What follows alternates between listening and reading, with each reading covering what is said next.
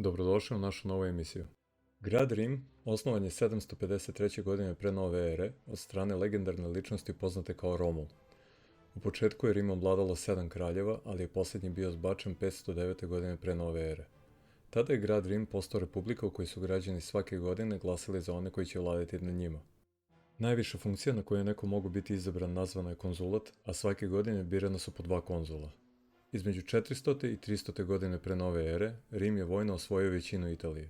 Zatim je Rim vodio 3 rata, poznata kao Punski ratovi protiv moćnog grada Kartagine, koji se nalazi u Severnoj Africi.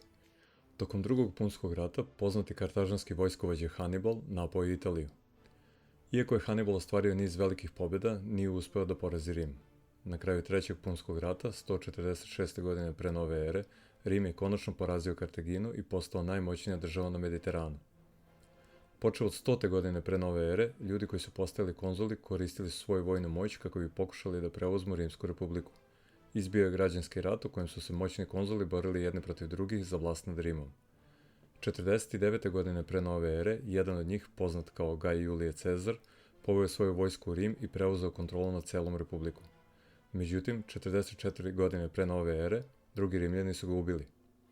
13 godina kasnije, Cezarov usvojeni sin Oktavijan pobedio je u još jednom građanskom ratu i proglašen je jedinim vladarom Rima. Umjesto da bude ubijen, Oktavijan je postao prvi rimski car. Dobio je ime Avgust i pretvorio Rimsku republiku u Rimsko carstvo.